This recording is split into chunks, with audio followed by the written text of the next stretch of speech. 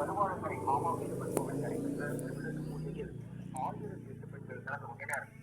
குத்துவிளக்கிற்கு குங்குமம் புஷ்பங்களால் அர்ச்சனை செய்து அவர்கள் வழிபட்டனர்.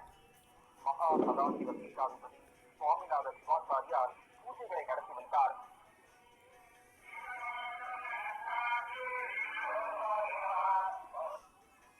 தரங்கம்பாடி அருகே மாமாக்குடி கிராமத்தில் பிரசித்தி பெற்ற சீதலா பரமேஸ்வரி மாரியம்மன் கோவிலில் ஆடிமத திருவிழா மிக சிறப்பாக நடைபெற்றது.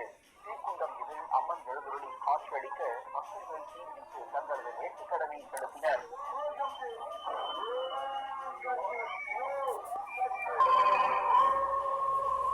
மயிலாடுதுறையில் அமைந்துள்ள அங்காள பரமேஸ்வரி அம்மன் ஆலயத்தில் மேற்குல தரிசனம் நடைபெற்றது. சர்க்கரை பொங்கலில் பாசி கட்டி நெய்யில் அம்மனின் பிம்பத்திற்கு தீபாராதனை செய்து பக்தர்கள் சிறப்பு வழிபாடு செய்தனர்.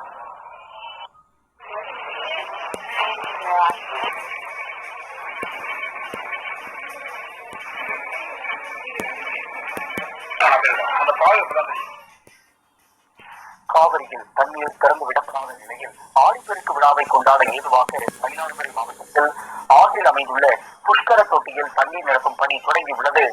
டெல்டா மாவட்டங்களில் காவிரி ஆற்றை தெய்வமாக நினைத்து வழிபடும் ஆடிப்பெருக்கு விழா வரும் 3ஆம் தேதி கொண்டாடப்படுகிறது. இந்த விழாவை கொண்டாட காவிரியில் தண்ணீர் திறந்து விடப்படாது என்பதால் ஆற்றில் கட்டப்பட்டுள்ள மிக பிரம்மாண்டமான ராட்சத மின் மோட்டார்கள் மூலம் நிலத்தடி நிரப்பும் பணி தொடங்கியுள்ளது.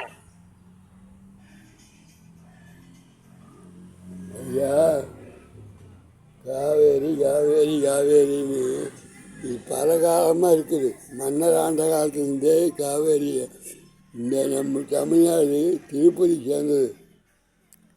திருப்பதியில் ஆந்திராவுக்கு சேர்த்து காரணம் என்ன, இதெல்லாம் இந்த மந்திரிக்கு பண்ணுற வேலை அப்படி பண்ணி இப்படி பண்ணி அது காசை கொடுத்து அது திருப்பதி அங்கே போயிடுது. தமிழ்நாடு முதலிய இப்போ காவேரி அங்கேருந்து மழை பெய்யுதுன்னா அங்கே நல்ல கொஞ்சம் மனுஷன் இருக்கிறாங்க. தமிழ்நாட்டிலேயாட்ட கொஞ்சம் இந்த எட்டப்ப நாட்டம் கட்டப்பொம்பு நாட்டம் தான் கொஞ்சம் மழை பெய்யாது. அப்போ மரம் இதுக்கெல்லாம் தோறு பண்ணி தமிழ்நாட்டில் இருக்கிற ஐபிஎஸ் ரோட்டில் எத்தனை புளி மரம் இருந்தது. அதாவது அந்த புளி மரத்தை வெட்டாமல் ரோடு போட்டும் தாகாதா, வேணும்னா புளி மரத்தை பூரா வெட்டி தமிழ்நாட்டில் அவனாசி ரோட்டில் எத்தனை புளி மரம் இருந்தது தெரியுமா? இப்போ கோயில் பக்கத்தில் எத்தனை சத்தி ரோட்டில் எத்தனை புளி மரம் வச்சுருந்தாங்க வெள்ளைக்கார. அதே மாதிரி மேட்டுப்பாளையம் ரோட்டில் எத்தனை புளி மரம் வந்தது. இதெல்லாம் இந்த 50 வருஷம் காந்தி வாங்கி கொடுத்த சுதந்திரத்துலேருந்து இந்த மரத்தை பூரா வெட்டினா அங்கே வெயில் மழை எங்கே மழை அடிக்குது. குளிர்ச்சியும் தான் ஆகுது. மரம் வெய்யினா மரம் ஆகாமல் மரத்தை பூரா குட்டையில் வச்சுக்கிறாங்க.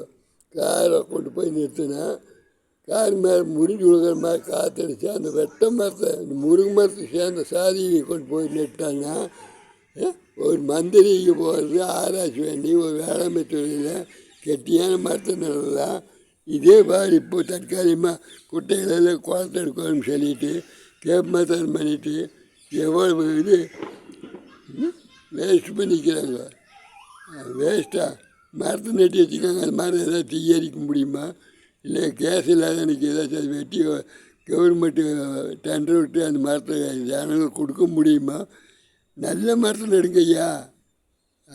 ஒன்றிக்கிறீங்கனாலும் கொடுங்க. இப்போதான் குட்டையாவது பிடிங்கிட்டு வேறு மரத்தில் எடுங்கோ. வணக்கம் வணக்கம். குடிநீர் பணியாளர் சங்கம்.